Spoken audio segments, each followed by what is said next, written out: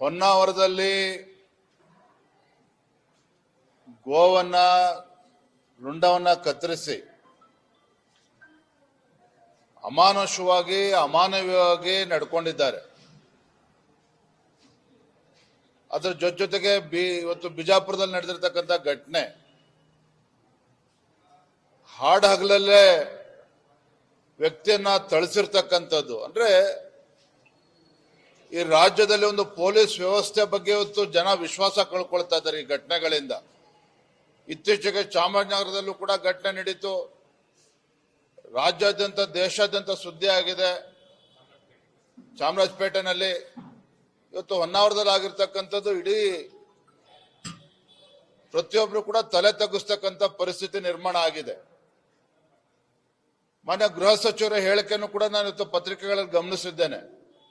ಕಾನೂನು ಸುವ್ಯವಸ್ಥೆ ಎಲ್ಲವೂ ಕೂಡ ಸರಿಯಾಗಿದೆ ಅನ್ನೋ ರೀತಿಯಲ್ಲಿ ಬಿಂಬಿಸ್ತಾ ಇದ್ದಾರೆ. ಎಲ್ಲೋ ಒಂದ್ ಕಡೆ ಸಿದ್ದರಾಮಯ್ಯನವರ ಈ ಕಾಂಗ್ರೆಸ್ ಸರ್ಕಾರ ಈ ತರ ಘಟನೆಗಳು ನಡೆದಾಗ ಮೃದು ಧೋರಣೆನ ಏನು ಅನುಸರಿಸ್ತಾ ಇದ್ದಾರೆ.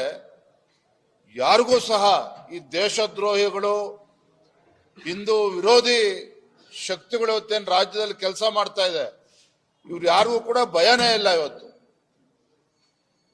ರಾಜ್ಯ ಸರ್ಕಾರಕ್ಕೆ, ಮಾನ್ಯ ಮುಖ್ಯಮಂತ್ರಿಗಳಿಗೆ, ಗೃಹ ಸಚಿವರು ಇವತ್ತು ಎಚ್ಚೆತ್ಕೋಬೇಕಾಗಿದೆ. ಈ ರೀತಿ ಘಟನೆಗಳೇನು ಪುನರಾವರ್ತನೆ ಆಗ್ತಾ ಇದೆ. ಎಲ್ಲೊಂದ್ ಕಡೆ ರಾಜ್ಯದಲ್ಲಿ ಕಾನೂನು ಸುವ್ಯವಸ್ಥೆ ಹದಗೆಟ್ಟಿರ್ತಕ್ಕಂಥದ್ದು ಒಂದು ಕಡೆ ಆದ್ರೆ, ರಾಜ್ಯದಲ್ಲಿ ಇವತ್ತು ಕೋಮು ಸೌಹಾರ್ದತೆನೂ ಕೂಡ ಇವತ್ತು ಹಾಳಾಗ್ತಕ್ಕಂಥ ವಾತಾವರಣ ಕೂಡ ನಿರ್ಮಾಣ ಆಗ್ತಾ ಇದೆ. ಇದ್ರ ಬಗ್ಗೆ ಗೃಹ ಸಚಿವರು, ಮಾನ್ಯ ಮುಖ್ಯಮಂತ್ರಿಗಳು ಈಗಲಾದ್ರೂ ಕೂಡ ಎಚ್ಚೆತ್ಕೋಬೇಕು ಅಂತೇಳಿ ಈ ಸಂದರ್ಭನ ಆಗ್ರಹ ಪಡಿಸ್ತಾ ಇದ್ದೇನೆ.